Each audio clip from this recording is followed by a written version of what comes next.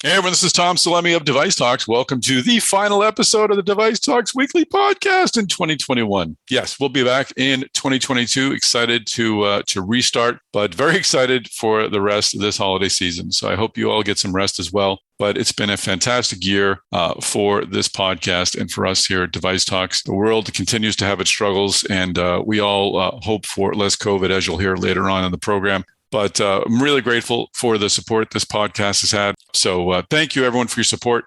We're pouring the energy of this podcast into our in-person meetings. You can find out details about that on devicetalks.com. We'll start registration for Device Talks Boston and Minnesota in a couple of weeks. So next year, go to devicetalks.com and check out the program updates. I think you'll be excited, and I think you'll see some familiar names. So today, though, we're exploring heart failure at Abbott. We're going to talk to three distinguished professionals at Abbott about what they're doing to help people with that dreadful disease.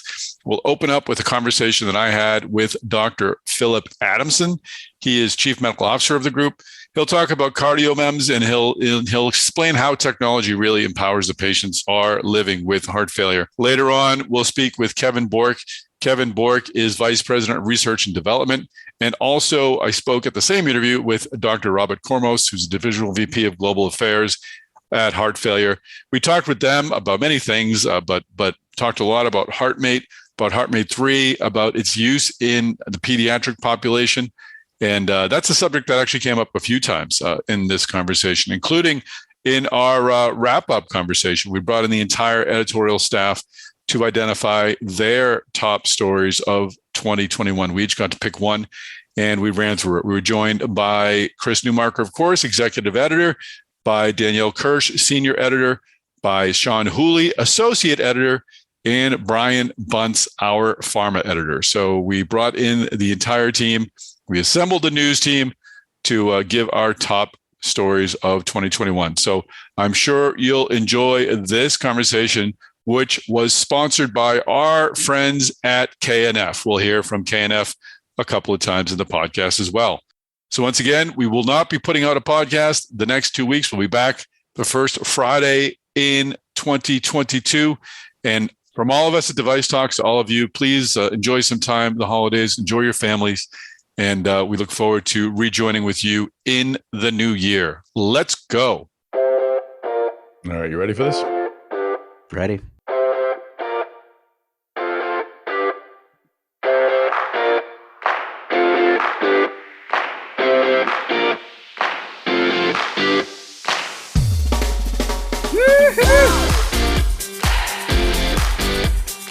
Chris Newmarker, how are you, sir?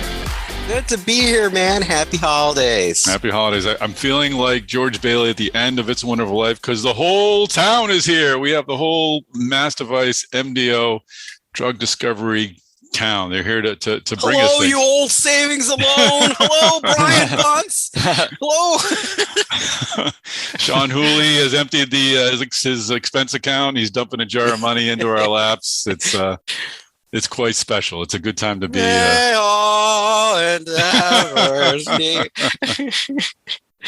had realized watching that this year that the remake would be less exciting because I think Mary would just start a GoFundMe page and that would be a lot less dramatic. She'd be like, like, hey, we got our total, yay! There'd be no singing, no nog. So yeah, the 6-year-old daughter already understands the internet and did a GoFundMe campaign. That's right. Maybe it's Zuzu okay, Dad, got raised all the money. Way to go, Zuzu! We don't need no angel.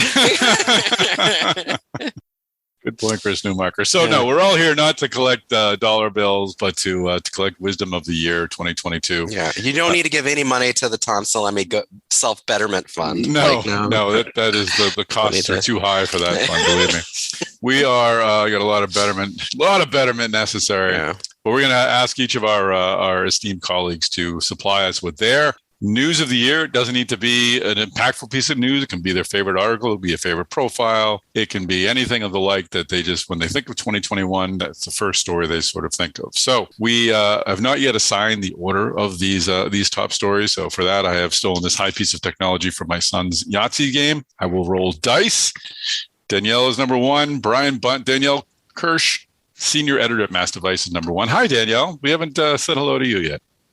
Hey, I'm here. And I'm not sure if Sean Hooley has chimed in yet, but Sean, make sure people know Danielle, you're here. Kirsch, senior editor. Hey, Sean Hooley, associate editor. I am here, and I've apparently had my expense account volunteered to be dumped into the bank. So there you go. All right. Yes, that's right.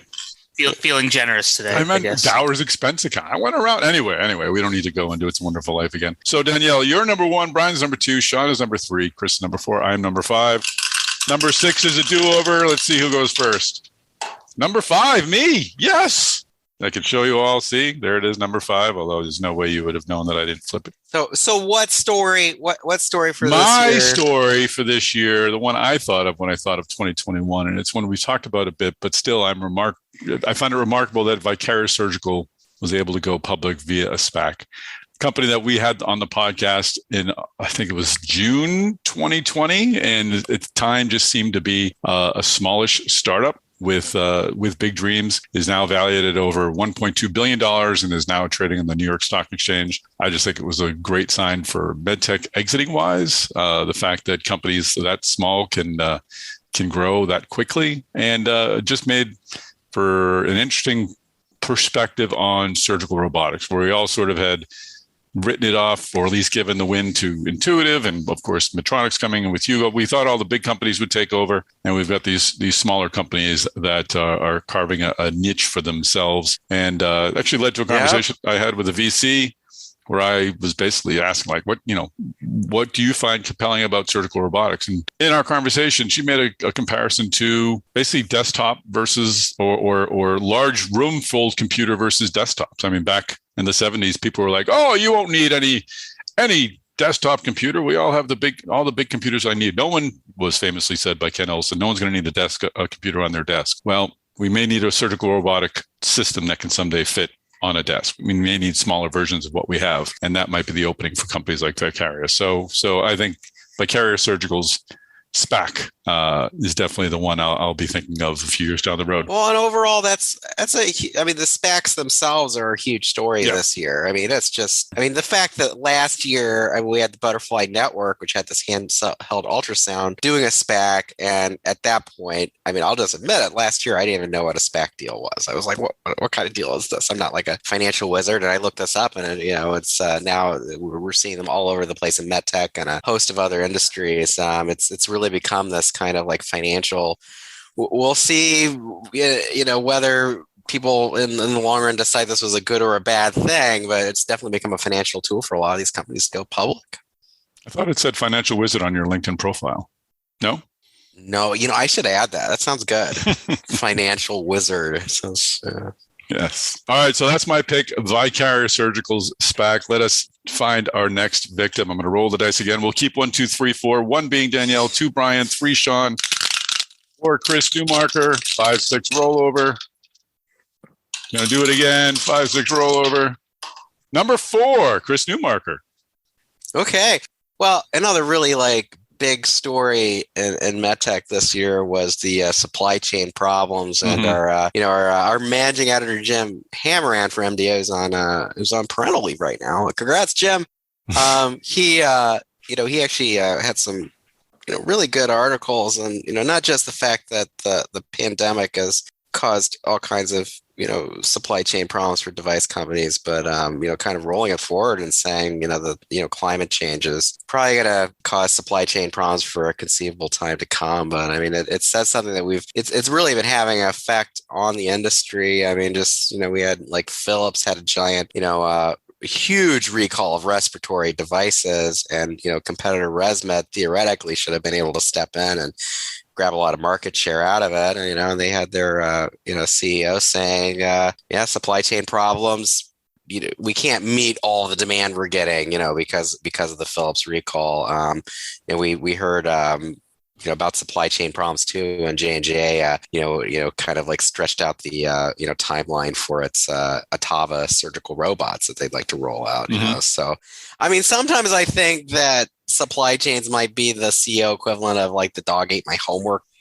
However, I mean, it's definitely a problem, and we're going to see companies trying to figure things out around for some time to come. I mean, actually, just today, I mean, I 2 articles I posted at MDO. I had an article about a medical device company buying a supplier, just buying a injection molding maker because they wanted to secure their supply chain better. Which, I mean, and at the same time, I had an article about Formlabs saying that the number of 3D printers they sold to health providers during the pandemic quadrupled. I mean, not the number they sold. I mean, the number of hospitals and health providers that are their customers quadrupled during the pandemic. Like, those hospitals bringing in 3D printers to, make stuff on site. So, I mean, times are changing. Absolutely. No, that was an interesting integration. And you mentioned ResMed. I know Mick Farrell had posted on LinkedIn last week or the week before, basically calling for medical devices to be a priority customer for chips. We don't need more cars. We don't need more this or more that. We always need medical devices. So it'll be interesting to see how that plays out in 2022. I think it's my understanding that the chip shortage could begin to resolve itself then, but I'm not really taking anything for granted anymore. Well, yeah. I mean, the chip shortage was caused by all kinds of different freak events, but that seems to be happening a lot lately. Sure does.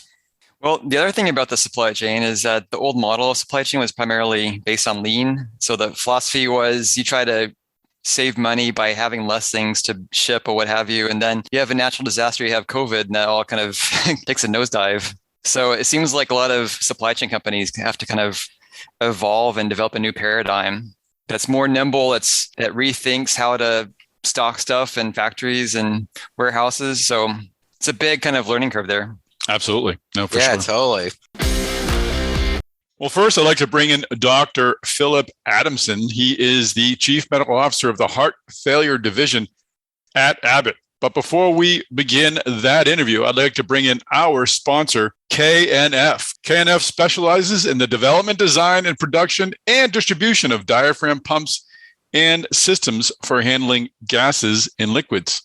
I'm here with Dave Vanderbeck. Dave's the product group manager at KNF. Dave, you do a lot of work in the medtech industry. Tell me, what kind of companies do you work with and what sort of work do you do? Our customer base, it's really a who's who of medical companies, from startups to multi-billion-dollar corporations. The medical market has been a major market for KNF since our beginnings over 75 years ago. All of this experience over the 75 years means that KNF is familiar with the factors that are important to medical device designers, things such as the FDA, ISO, and other regulatory controls, and of course being successfully audited by many of our customers on a regular basis. Regarding the types of medical companies that KNF is involved with, diagnostics is probably our largest segment, where we provide solutions to traditional clinical diagnostic systems, as well as newer sectors such as molecular diagnostics, point-of-care devices, and smart products. On these devices, we provide many functions, including needle wash, liquid waste handling, reagent and sample transfer, liquid circulation, dosing and metering, degassing, and even general pneumatics. Frequently, we even provide all of these functions on the same device. But pumps are so basic to the handling of fluids and gases that we get involved with many other types of medical devices. Ventilators, for one example of where we are proud to have supplied compressors to several premier manufacturers during the pandemic. But in addition to that specific application, some of the broad fields we supply pumps into include cardiology, ophthalmology, orthopedics, pulmonology, anesthesia equipment, dialysis, circulation assist, negative pressure wound therapy, endoscope reprocessing, dental, suction, and more. In short, when there is a medical application where a pump or compressor is needed to reliably transfer or compress a liquid or gas, there's a good chance that we can offer an optimized solution. Well, that's great. If you want to find out more about KNF, you can do two things. You can go to knf.com.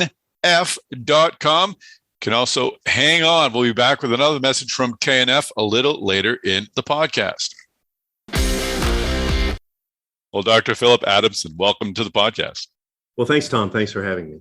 I typically open these up by trying to find out how someone got into medicine and into medtech. And I do want to hit upon that in a moment, but I've never had the opportunity to say, Phil, how'd you get into podcasting? Because you have your own podcast as well. Tell us about Between Two Ventricles. Between Two Ventricles became a real passion because it provides a venue for physicians, nurses, even patients to talk about heart failure. Heart failure is a disease that affects so many people that to bring all the stakeholders together to talk about every aspect of heart failure was really an opportunity. And I think people have really enjoyed the opportunity to hear a variety of different perspectives. That's terrific. And what is the frequency? Who are the guests and where can they find it? We are on Spotify, and it's a once a month podcast called Between Two Ventricles. You can search on Spotify and get that. The groups that we bring on to the podcast really are diverse.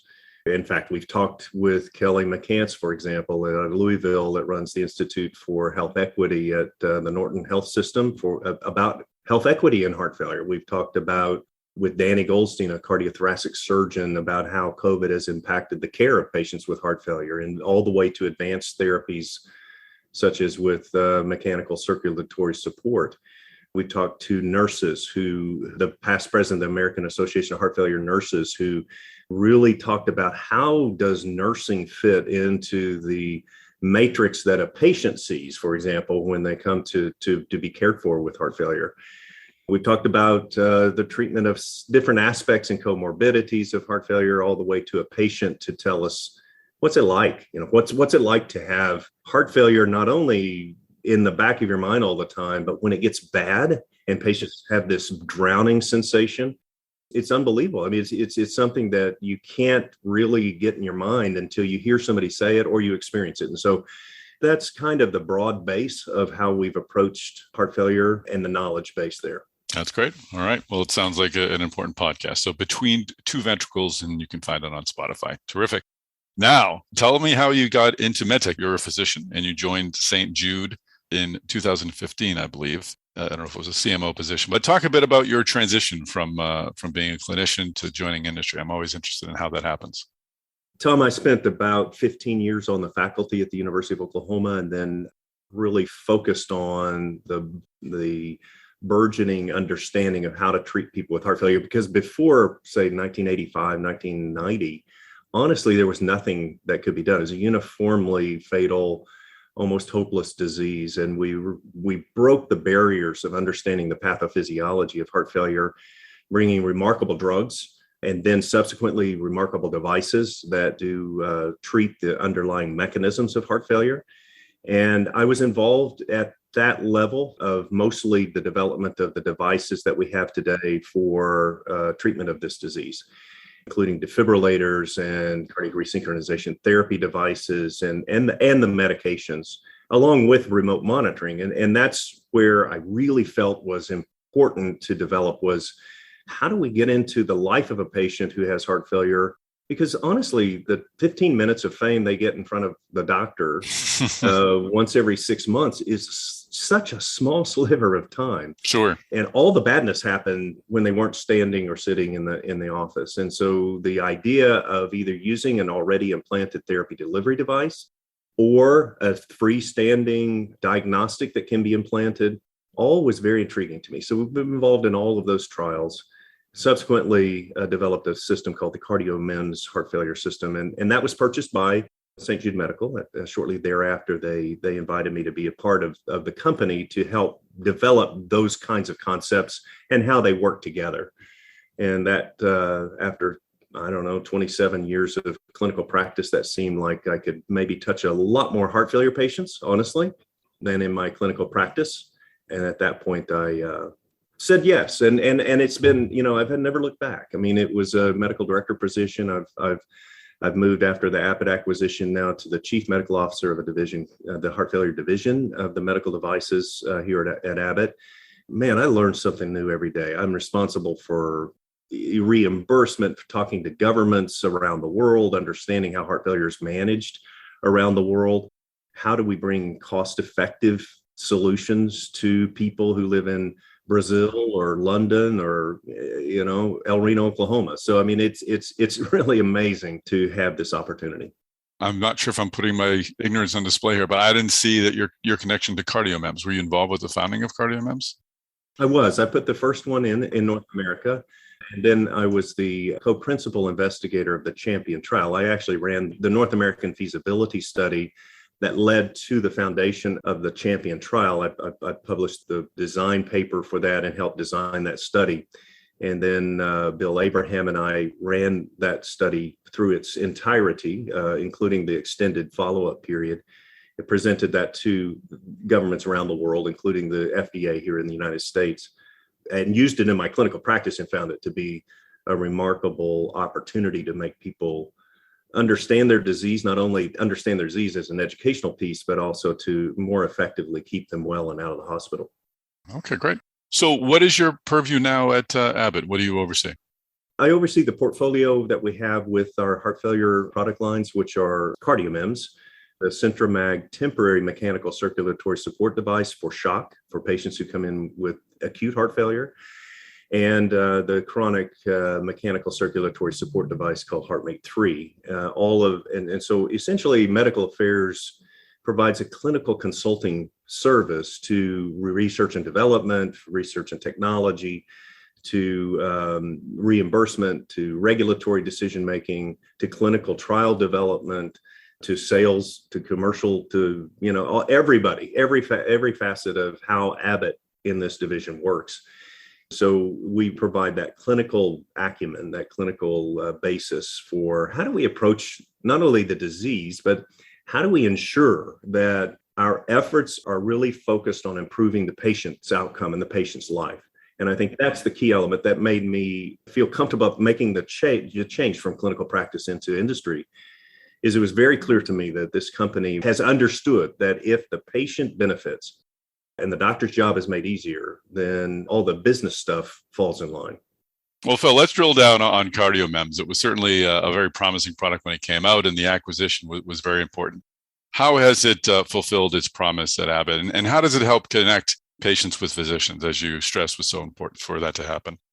I think to understand that really fully, you really have to understand why we see patients. I mean, we see patients to have a certain assessment of how their body is holding fluid. Is their body holding too much fluid, too little fluid? Is the heart able to pump blood to the body?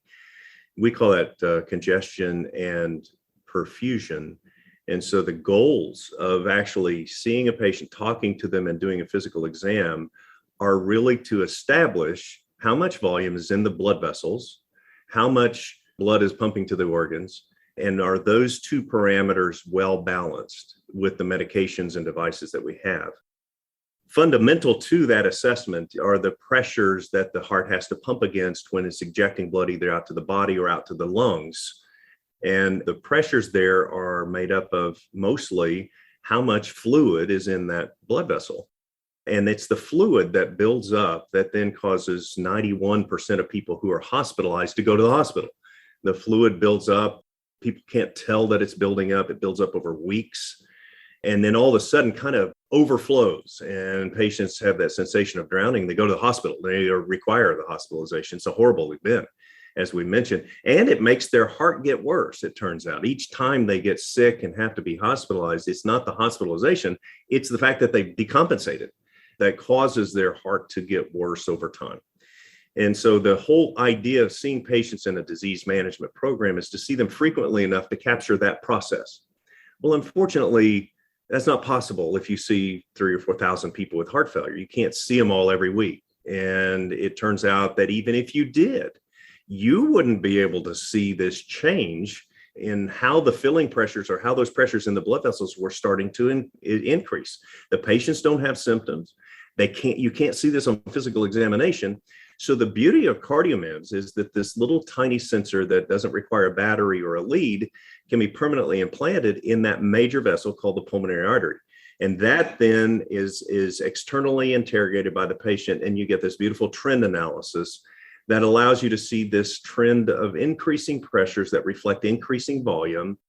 And you can make remote decisions about changes in medication, typically with water pills or diuretics, gentle adjustment to bring those pressures back under control. Now, this all happens before the patient even knows there's a problem. And so even if you were seeing them physically in the office, you wouldn't be able to get the information you get from CardioMEMS. And now you can do it completely virtual, completely remotely, which in COVID has turned out to be a remarkable experience.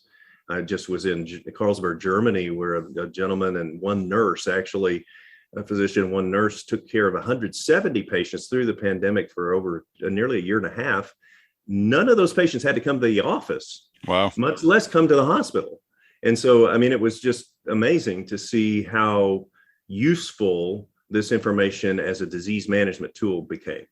I can't imagine how important that is, given that what we're learning now about people who had put off their care and now, unfortunately, are suffering. Absolutely. Yeah. Absolutely. So, what is CardioMEMS? Is it actually sensing the blood rushing by? Is that what it's? Is that what it's? No, picking up? we have algorithms to actually look at that flow, but those are under further development. But currently, what the device simply provides is pressure. It's a microelectromechanical system, and that concept of pressure sensing is used in almost everything that we touch, like automobiles and cell phones. And I mean, it's a very almost ubiquitous technology. This particular sensor was initially developed to be used in a jet engine, a very hostile environment to measure pressure. And so the range of pressure discrimination, as well as the frequency in which this device works, was changed for a medical purpose. And then the size was changed, the implant process was then developed, and then the trials began. But this system, frankly, Tom, we use these sensors and sense more things in our automobile by the time we leave the garage to the end of the driveway than we'll ever do in a human body. And so this concept of applying that kind of technology to monitor humans is really novel. It is very simple, and it provides information that can be quite life-changing. Remarkable. So how is the data managed, and how has that changed over the years? I mean, we're now at a point where, again, when CardioMEMS started out, it was a novel concept. Now data is an integral part of healthcare delivery. How is all the data from that sensor managed? How is it received by the physician? And how has that evolved over the last couple of years? You mentioned the nurse who's been able to track patients. I don't know if there's some sort of iPad app where they can do that. How is the data actually received and read? Currently, we have, I'll just tell you the system of how the information flows. The information is acquired, as I mentioned, by the patient lying back on a pad, which has an antenna that interrogates the device. Hemodynamic data is then acquired by the system that in the patient's electronic system. It's encrypted and then sent by cellular transmission. There's a cell process involved in the patient electronic system. That then is sent to the Merlin system. Okay. The Merlin network is a secured network that's essentially an extension of the medical device and regulated by the FDA accordingly. That then is encrypted again and then put onto the website. And then there's a secured access process that users have to get access to the data. They only have access to their patients. Patients upload the data every day, not so that people will look at it, but that creates a trend analysis. And we know that those pressures change 3 weeks before patients get sick. It's not an intensive care unit. We create this trend analysis so that threshold management can happen. So the users then define a threshold of pressures in which the patient can normally stay. And if they exceed or go below a certain threshold, then that is an actionable event.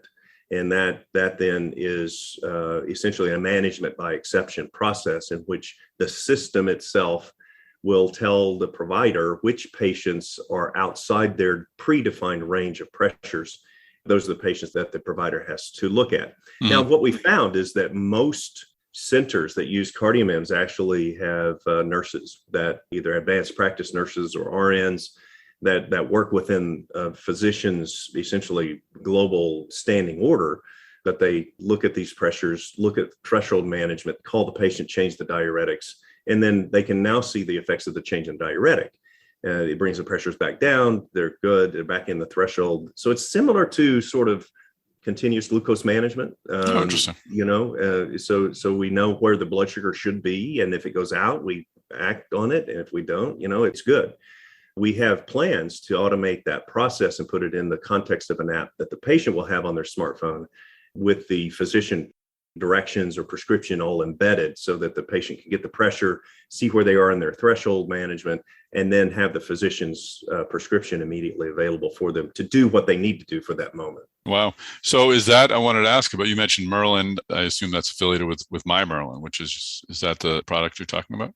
Right. Yeah, and we're in the true My CardioMEMS app is currently in its final stages of development, but it will be quite a robust process in which eventually it has to be FDA reviewed and evaluated. Sure. But eventually we envision the patient having those pressures in their hands such that this daily management or weekly management all can go to the patient. We must start to bring the patient in this mix. I mean, the patients are the largest healthcare workers out there, and they have the vested interest to get better. And so bringing the data, bringing them into the loop, not this paternalistic, I'm going to tell you what to do thing all the time. I think that empowers patients. As long as we can empower patients, they take control of their disease, and they are the ones that I think can scale this process of connected healthcare and make the outcomes much different.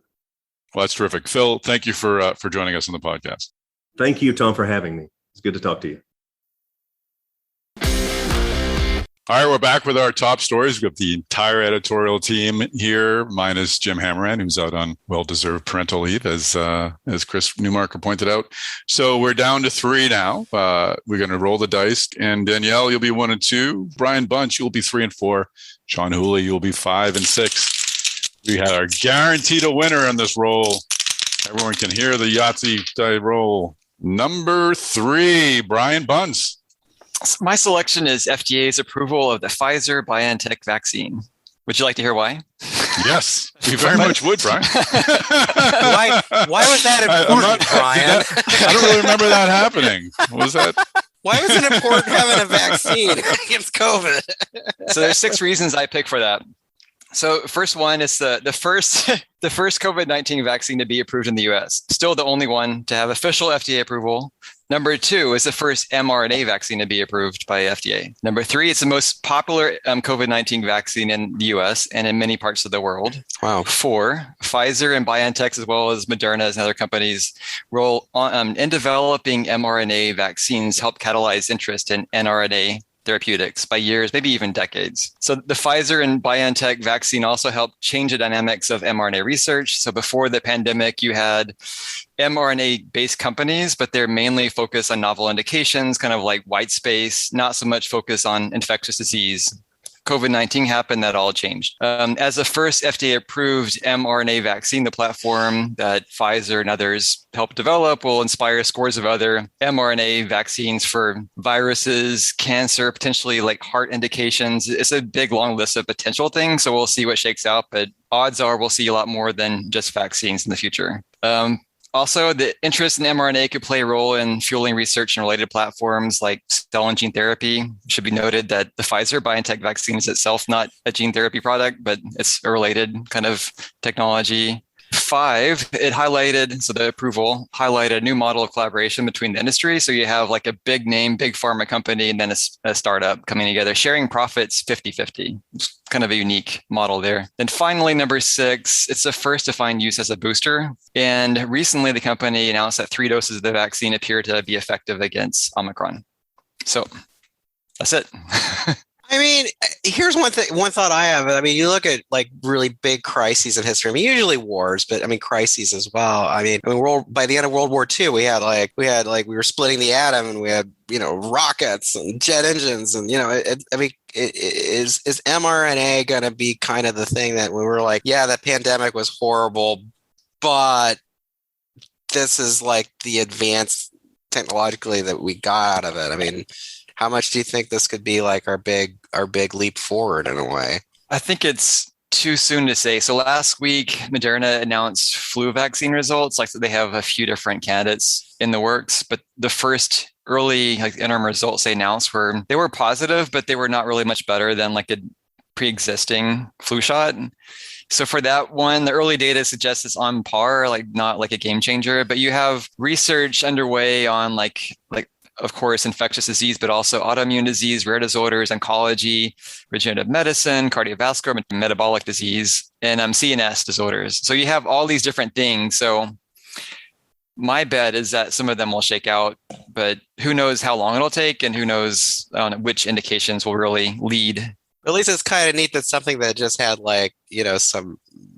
basically some startup companies like try to get something going in some areas that now, as we hopefully get out of the pandemic, we could have some really exciting healthcare therapies and vaccines, coming hopefully, over the next decade that, could really help people's lives, like fingers crossed. And it seems like also just like the nimbleness of the technology could help us next time we have a pandemic, or if we continue to have the same pandemic for some time, we can edit the platform. We can make new versions for variants. I think Pfizer and Moderna are both working on Omicron-specific versions of their vaccine, should they need them.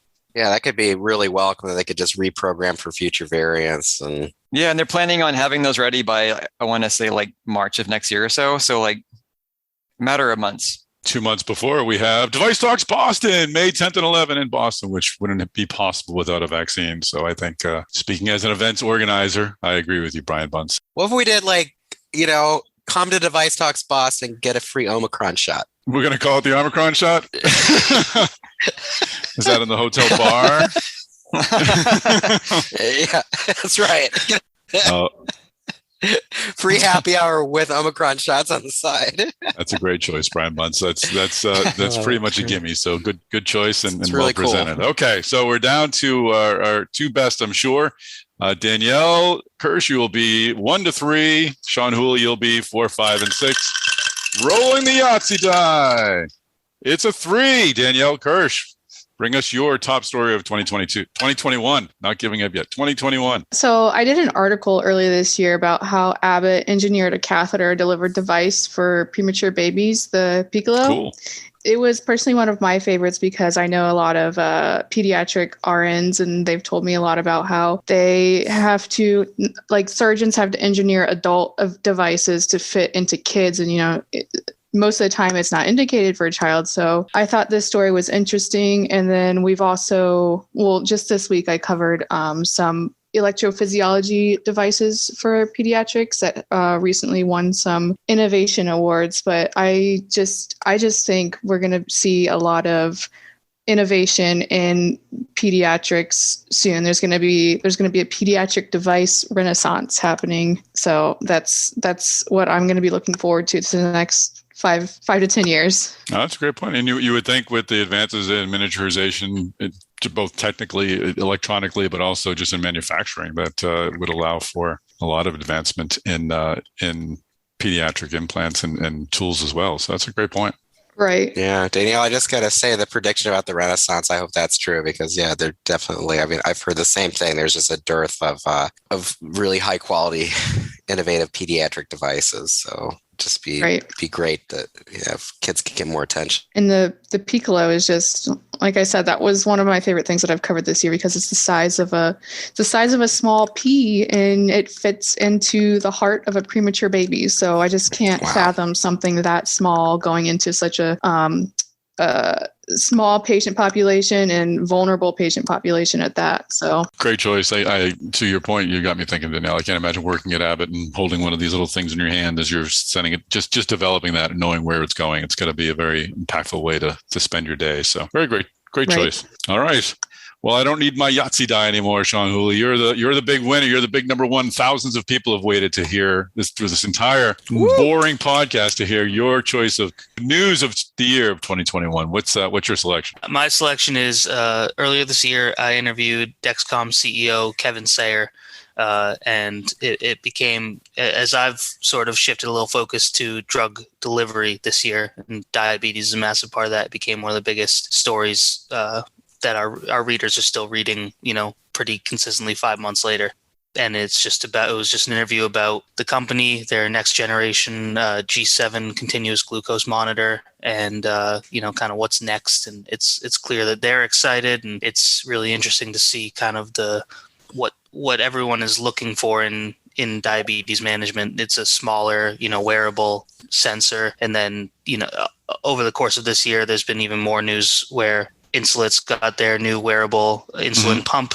Medtronic's got next generation pump technology. Senseonics, Eversense has new next gen technology, and all of it's kind of coming to a head where we're kind of expecting it all to come in as early as months, at some point in 2022, it seems like, for a lot of this technology, including Dexcoms, and that's definitely exciting for the future of diabetes monitoring and management. And Sean, I've kind of had the sense a lot of the new stuff that's coming out, it's as you said, it's kind of like more miniaturized, it's more user friendly. How much could this just like shift, the way that, people with, diabetes have to, manage their disease? It seems like the whole idea is to make it as almost as if you're not wearing it. Like you notice it as little as possible. It's clear that that's sort of the aim they're going for, particularly with Dexcom and Insulet, which are two companies that I've had the fortune of talking to and learning about their technology. And yeah, it's definitely, it's kind of like what Tom was talking about earlier with the computer to the desktop. Like they just want to keep making it easier and easier to manage diabetes and live with it, and along the way creating some pretty interesting technology. Yeah, that's really cool. It just feels like next year could be a year where we really see a leap forward and, what's available in that space. It's very cool. Great choice. I know you spoke with Shacey Petrovic of Insulet. I did on the podcast as well, and she'll actually be a keynote at Device Talks Boston in May. And I think it was her who shared the information that someone managing their diabetes has to make upwards of 200 to 300 decisions per day, just about what they eat, when to increase that, when to decrease that, when to move, when not to move. And it's just such an important development to be able to give them tools to focus on living regular lives as opposed to managing their disease. So important year for diabetes. Great choice. All right, we're here with another visit from our sponsor, KNF. This time I'm speaking with Dave Howard.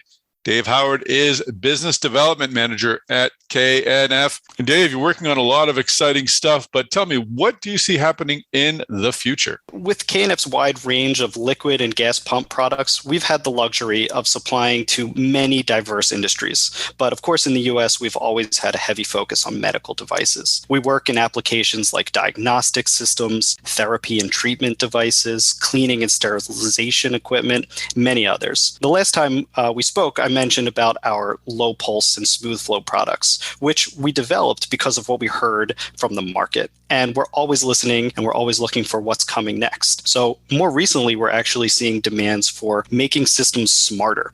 And that's where we see things going in the future. Customers are demanding a perfect fit for their device. We are very rarely selling off-the-shelf type items because most of the products that we're selling are optimized in one way or another, really to fit the customer specs. And in some cases, just the mechanically modified products are still falling short of what the customer's expectations are. So many pump companies offer a wide range of standard products. And while we will still continue to support this wide range of products that we offer, the direction that we're going has been adding more advanced electronics in combination with our pumps. And through these digitally customizable, full control brushless DC motors, we're actually helping to fill the gaps in between products. So now we have these more sophisticated motors and control boards that can actually be programmed to more accurately control motor speeds and in turn, better pump performance. And we can do this as well as other types of features like slow starts if customers are concerned with current draw spikes. And all the features that these motors offer really complement our pump and now offer the ability to essentially talk to other sensors or controllers and therefore more precisely control the accuracy of the flow rates and pressure limitations and requirements. So in many cases with this new design and in the future, we can actually help simplify our customers' overall project and their desire to reduce the size and use a sort of closed loop pump and motor system while also making it smarter and improve precision, real-time adjustability, and better control. So it's still early on, and we expect needs to evolve over time, and we will just continue to be flexible, listen to what the market is telling us, and we're just really excited to see where that takes us. Great. Thanks very much, Dave Howard and Dave Vanderbeck. Once again, if you want more information, you can go to knf.com. Well, Kevin Bourque and Dr. Robert Kormos, welcome to the podcast. Thanks very much. Thank you. It's a pleasure to be here, Tom. It's excellent to get this overview of heart failure. The cardiovascular space and the heart space is so wide and broad. And even getting ready for this interview, I wanted to make sure I was asking the right questions because there's so many different aspects of it. So I'm really grateful for you to take this time and kind of talk me through things. And I know we're going to hit upon diagnosis and treatment and the HeartMate 3 and all cool stuff in this conversation. But first, I'd love to understand first from Dr. Kormos, how did you find your way into medicine? And then ultimately, how did you find your way into industry? Well, that's an interesting question. How I got into medicine was initially through psychology. My undergrad degree was in perceptual psychology. And when I realized that you can't really do much without a medical degree, I decided to go into medicine. I was interested in neurosurgery initially. And then after 3 years of neurosurgery, I moved to cardiac surgery because I like the immediacy of cardiac surgery. Mm-hmm. You know pretty quickly if you've done your job in cardiac surgery. And then I began to focus on mechanical circulatory support while I was still in Toronto in 84 and 5. But I quickly discovered that most of what was happening and the exciting work was being done in the United States. So I looked for programs, ended up at the University of Pittsburgh and arrived there right in the middle of the explosion of knowledge of transplantation with Tom Starzl and others. And so it was a perfect time to train as a cardiac surgeon in this space. That's great. It must be very reaffirming to kind of get caught up in that technological wave where there's just excitement and optimism all around you. Well, what you learn pretty quickly is you cannot abstract technology from the human being. It needs to be applicable to how patients live their lives. And that became a very strong focus right from the beginning. We were actually the first at the University of Pittsburgh to discharge a patient with an LVAD outside of a hospital. Wow. Can you imagine that back in the 90s, every LVAD patient had to stay in the hospital until they received a transplant? That's remarkable. I didn't realize that. You know, it's a long journey. We've come so far from those days to where virtually everybody gets discharged now. Was Abbott your first industry job? I'm looking at your background right now. Or what convinced you to join industry?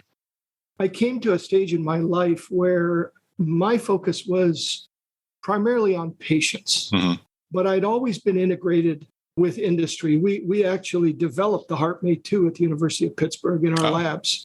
And that kind of opened my eyes to a whole different world. And I'm very glad I joined Abbott because Abbott is a company that brings together so many different disciplines. You know, engineering, nursing, physicians, regulatory, innovation, creators, it's all there. And we all work together on one mission, which is to make the patient's life better. Fantastic. And Kevin, let's bring you into the conversation. You've been, it appears to be from your background, after going to the University of Massachusetts at Lowell, where I'm trying to take my son for a tour there soon. I'm excited about the It appears as if you went right into the medtech industry, correct? How did you choose that path? I did right away. And actually, shout out for University of Massachusetts at Lowell. I can't say enough about the outstanding education I got there. So good luck to your son. Actually, when I went to the school, the university, there was not a biomedical engineering program. There is now. But at the time, I had it as an interest, but I was a mechanical engineer by degree and was fortunate enough on my first job out of school to get in the diagnostic area at an MRI company for 6 years, and then joined actually what has become, it was a startup at the time, but has become a part of Abbott through acquisitions. I'm coming up on my 25th anniversary here. So that's amazing. Certainly it's been an amazing ride in this technology of ventricular assist devices. And certainly, you know, there's a part of me that was always interested in medicine as well. But I have to admit to myself, just my tendencies and my ability to learn is much more suited to engineering than medicine. It's been fantastic being able to associate with physicians all along the way, which we have to do to stay very close to it to come up with these technologies. Were you intending to build a career in medtech, or was it just a job that sounded interesting? What led you? No, I was certainly seeking. I had applied to all of the Boston area medical device companies at the time. And now, if I had not been successful, would I have resigned myself to something else? Sure. But I was focused on medtech. And then once I got into it, I kind of got the bug. And a lot of engineers who are in medical devices have to admit to themselves that they're stuck there for life because it's so rewarding like the benefits that come along with it are really rewarding. And we end up bumping into each other. Even people who do move from company to company, we start to know each other. That's great. Oh, well, we're obviously happy to have you, and happy 25th anniversary at Abbott. So let's talk about the state that we've already kind of begun the conversation, which I think is fascinating, the state of heart failure and treating it, and sort of where we are with the pumps that we have. Dr. Kormos, could you sort of give us an idea of what are the challenges facing clinicians treating patients with heart failure today, maybe versus 10 years ago? Just give us a sense of where we are with things. Is this something that we are controlling, or is it still something that needs a lot more tools to help manage? So it's an interesting question. One, you would like to say that with time, the treatment and diagnosis of heart failure would get easier. But I have to say that there is an explosion in this country of heart failure. The number of patients now recognized with heart failure has really exploded, and not just in adults. We have, thousands of patients with congenital heart disease that were treated as children successfully and now are in their 20s and 30s and getting heart failure. Wow. And there are populations of patients that I think we didn't realize were so underserved. And this is regionally in certain parts of the country, but certainly if you look at race, if you look at gender, there are a lot of patients where heart failure wasn't appropriately diagnosed. Mm-hmm. In many cases, heart failure is misdiagnosed as shortness of breath that's due to obesity, for example, or diabetes, or even more commonly, chronic lung disease. Mm-hmm. And that can go on for years before it's appreciated that the patient has heart failure. So to me, this is a challenge, and clinicians are challenged by this all the time. Why? Because the patients are in the hands of physicians in the community, many of whom see 20, 30, 40 patients a day. This is a tremendous load on these physicians. So how do you focus on heart failure? It's difficult.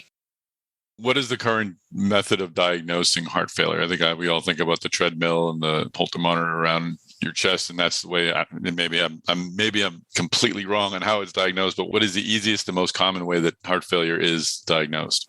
So it really is based on three principles. First is functional limitation. The patient can no longer do things in his life that they used to be able to do. So that's the first thing. They can't walk as far. They can't go shopping. They can't pick up their kids. I mean, it's just functional limitation. The next very important element here is congestion. Now, by that, I mean that when the left side of the heart, the left ventricle isn't pumping adequately, the blood backs up where? In the lungs. Mm-hmm. And as the blood backs up in the lungs, that congestion begins to affect the right side of the heart. And now you get swelling in the abdomen and legs, etc. So those are the two key things. The third are the hemodynamics measurements. And this is where a lot of physicians who do, for example, interventional cardiology, they're working in the cardiac catheterization lab, are asked to see patients to rule out what you just said, coronary artery disease is very common, right? And what they find is that the patient has heart failure. And that is the first time that physician that sent that patient found out the patient had heart failure.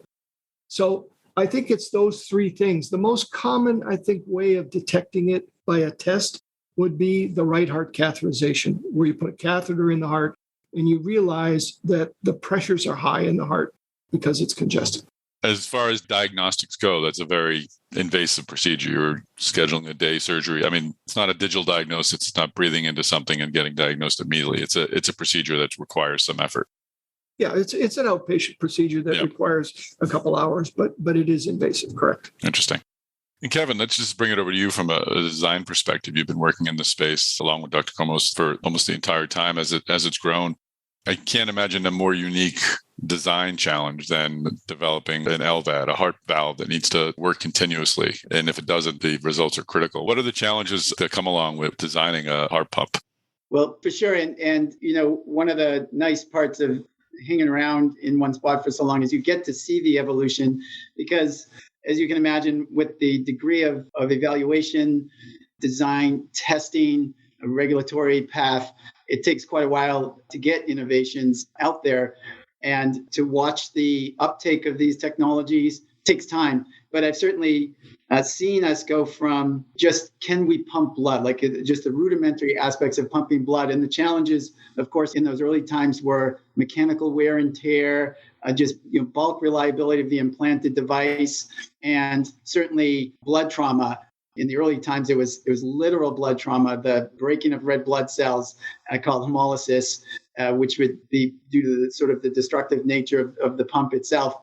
All of which over time, evolved. And I'm thinking of the sort of first generation devices, what we called HeartMate XV or HeartMate 1.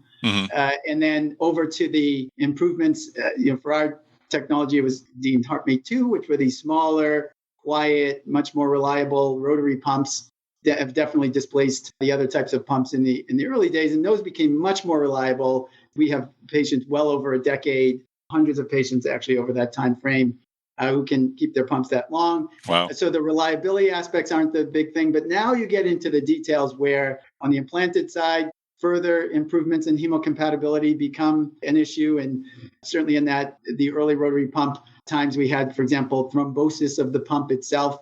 It would be blood clotting of the pump, a challenge that we wanted to overcome. And then on the external equipment side, of course, the reliability of that and the usability of that equipment.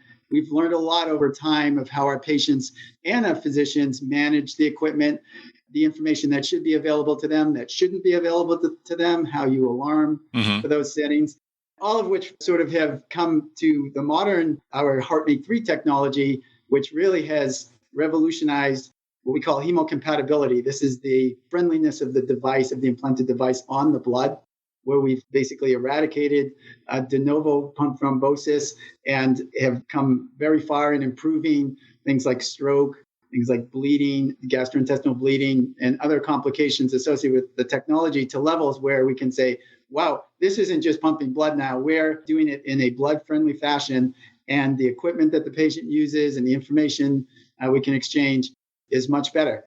We're not done, and all the things we'll probably end up talking about some of the things as well, but moving into the future, promise the next level of the therapy that will really keep getting us further and further away from those early rudimentary things. Just help me understand, what are the components associated with the HeartMate 3? Obviously, you've got the pump inside, but is there still something on the outside that needs to be carried and monitored?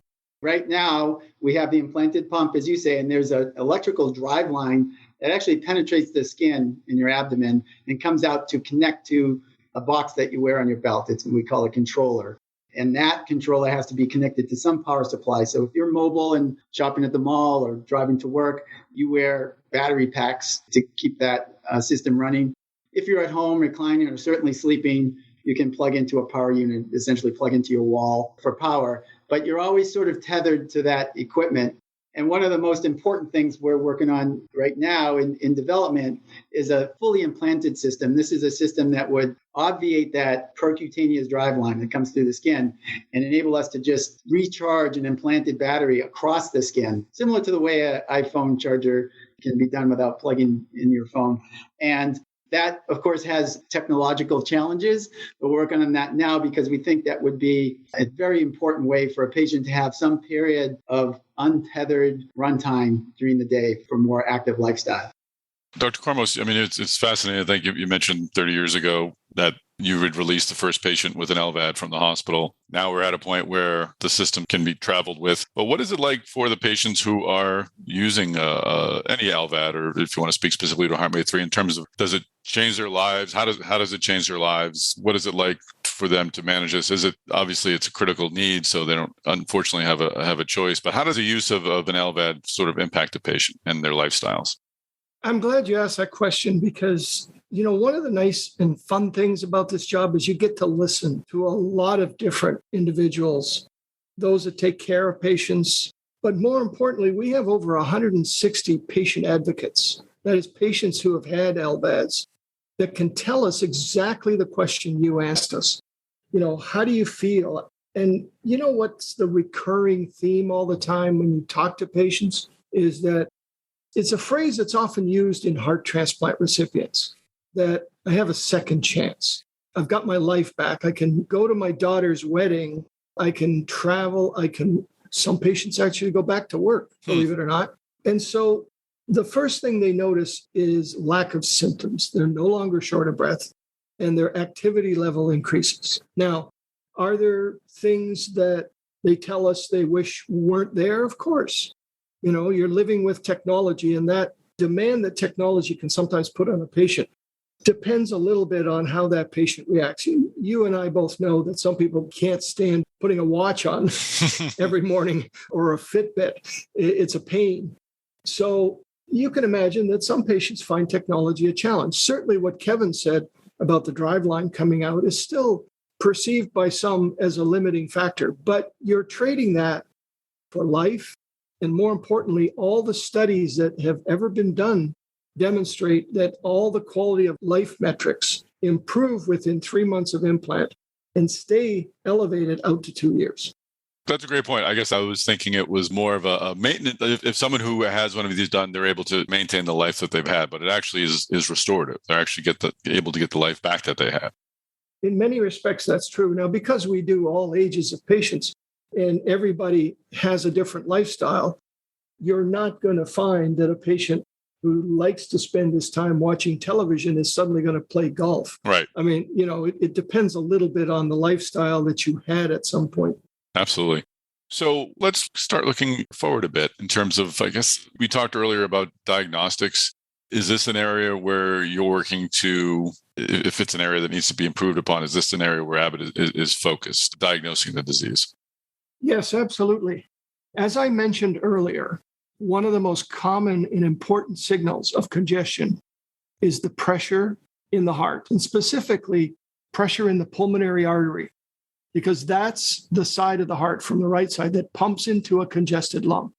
So as that resistance goes up, the pulmonary artery pressures start to rise. As they rise, your right ventricle starts to get sicker and sicker.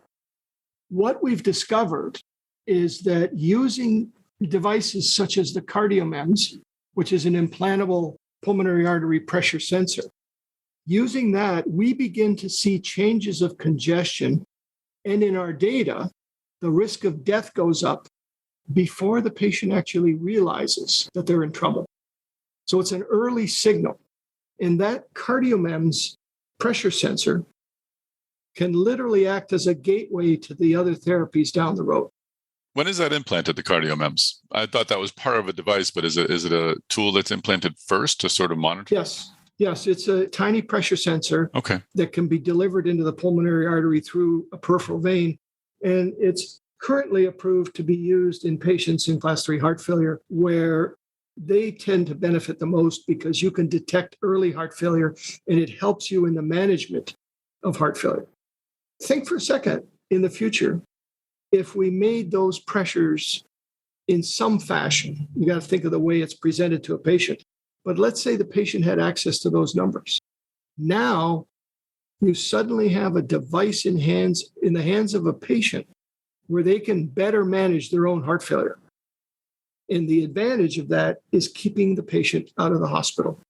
And by the way, we also know that some physicians are taking that information and using it even after a patient gets an LVAD to help them set the parameters of the LVAD to ideal speeds and things that are optimal for the patient. So there's a lot coming down the road in that fashion. So it almost becomes like an insulin pump and a monitor where the diabetic patient is able to monitor their levels and to act accordingly. Kevin, what does data do for you going forward as you design HeartMate? Would it be HeartMate 4? Or is that what the direction we're headed when you're innovating and creating new pumps? I mean, what is the influx of data? It must make your job easier, I imagine, in terms of design. For sure. Yep. If they let the engineers name it, if the marketing folks let us name it, probably it will be HeartMate 4. It's not where we put our imagination.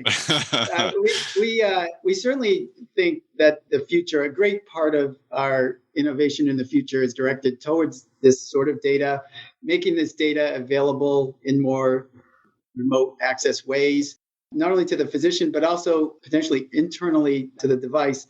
Dr. Kormos already mentioned that, in a sense, the CardioMEMS is used completely independently from the HeartMate 3. That's true. They're independent devices, but Dr. Kormos also mentioned the potential utility of a patient sort of self-tracking himself through heart failure and being able to anticipate when to avoid a hospitalization or something like that. But also as the disease progresses, we may be able to someday interpret signals of appropriateness for an LVAD. And then once a patient has an LVAD, to use that pulmonary artery pressure for controlling the device. We are imagining things even beyond that in terms of using the pressure sensing technology in conjunction or on board our implanted ventricular assist device, such that, well, for one thing, we could be measuring pressures elsewhere other than the pulmonary artery, but also potentially using those signals internally in algorithms that help with physiologically responsive maneuvers of the pump.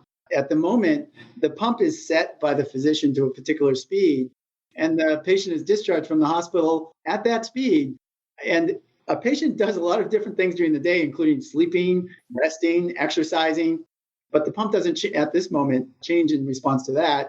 Not to mention that a lot of our patients start doing more of the activities that they had stopped doing, and the speed doesn't change in response to that either. So we've sort of nicknamed the concept of a smart pump, which is a pump that could do more than just operate at one speed. And already on board the HeartMate 3, we have a feature called the artificial pulse. And it's always on, and it's basically a modulation of the pump speed once every 2 seconds to sort of mimic in some ways a heartbeat. It's not, we call it quasi-physiologic because it's not physiologic or attempting to do some of those things, but it does have certain advantages.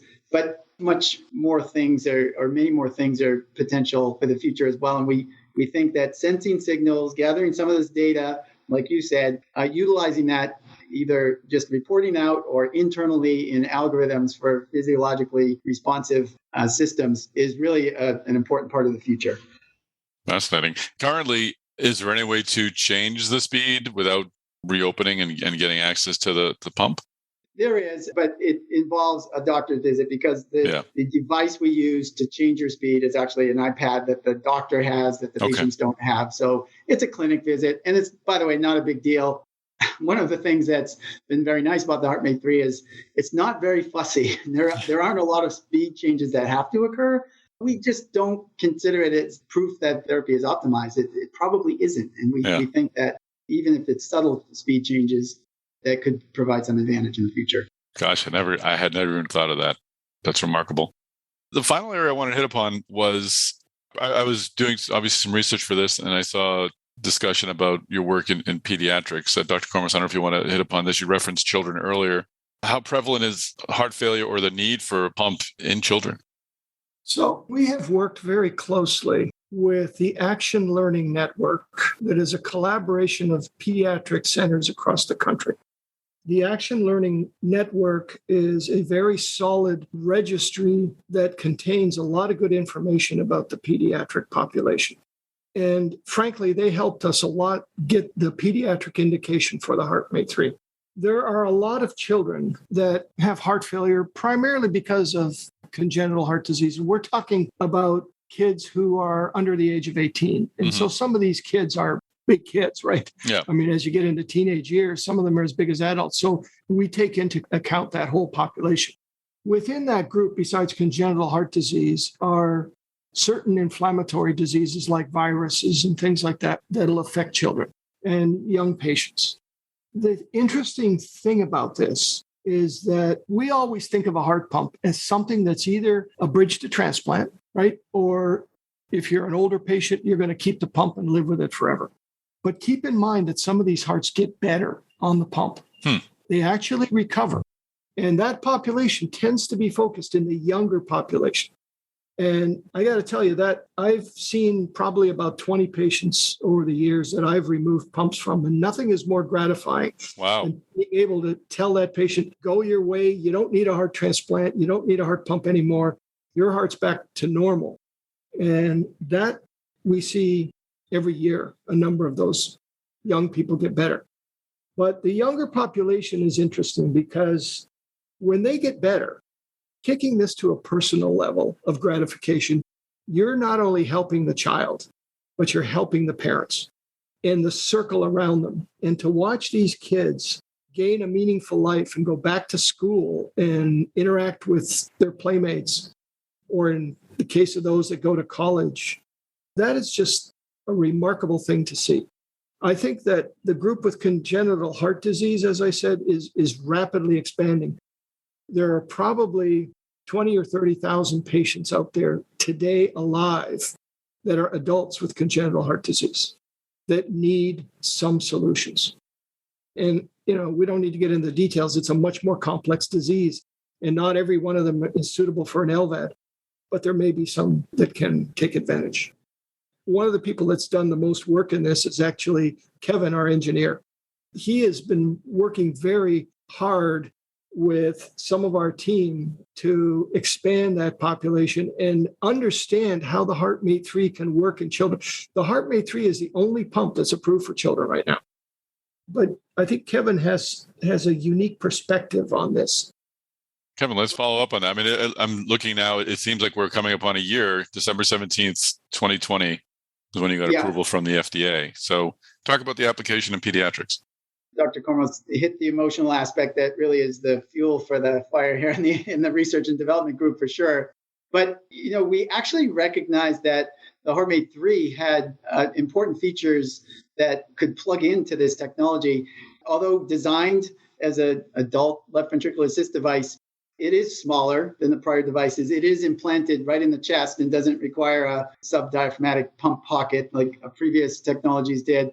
And with that smaller size in mind and the extreme hemocompatibility of the device, the improvements in the hemocompatibility are actually the big driver, because Dr. Kormos mentioned that there are very few solutions for these children who have these diseases. And the technology that was available to them had a series of morbidities that we really thought that it was a good match to have the improved hemocompatibility of HeartMate 3. So certainly for this, and as we think about our future technologies as well, it's an important subpopulation that we keep in mind. And it's consistent, entirely consistent with elsewhere in Abbott as well. Abbott or many of its adult solutions in the device space has looked for ways to make either smaller ones or more suitable ones for pediatric population as well. So this is part of the Abbott culture. So, and if you've covered this, I apologize, but I just want to understand, is this a different product itself, the HeartMate 3 that It's not. It's actually the exact same device. Exact same one. Okay. All we changed was the label in the instructions for use manual that said it's appropriate for pediatric use and we had to use that Action Learning Network data to prove that to FDA, but it's become the only device with that approval. Could you help me define heart failure? I mean, it's such a broad term. There's subsets to it that it covers failures of different part of the hearts. How do you define heart failure? I mean, the name itself seems pretty clear, but what is the clinical definition of heart failure? It's changed over the years. There used to be a standard definition of heart failure that said, when the heart can no longer pump enough blood to keep the organs functioning normally, that you had heart failure. But that's actually far down the spectrum. So heart failure includes derangements of the heart muscle function where it fails to perform adequately, but that level can occur very early in the disease. So saying that it has to include failing organs is probably too far down the road. Mm-hmm. Heart failure comes in a couple different formats or phenotypes. One is heart failure with reduced ejection fraction, which means the heart can't contract adequately. And that starts in the left side primarily, but it's a global process, but it's affected most early on at the left side of the heart. The other is heart failure with preserved ejection fraction, which is heart failure that occurs because the heart muscle is stiff and it can't relax enough to let the heart fill with blood. In both cases, you have heart failure. Now, there's a third, which is kind of in between the two that cardiologists are beginning to recognize. So the spectrum of heart failure is quite broad. Well, that's consistent with how I was looking at it. So I appreciate the better understanding. So that's great. Well, this has been an excellent conversation, and I've learned so much, and I'm grateful for the both of you for taking time and joining us on the podcast. Thank you. Great to meet you, Tom. Thank you very much. All right, and we're back, and we're wrapping up this season of the Device Talks Weekly podcast. This is the final episode of 2021, but we will be back in 2022 and we'll all be on social media. So please reach out to us there. You can find us in various spots. We'll work our way down the line to get our information. Danielle Kirsch, how can folks find you on social media?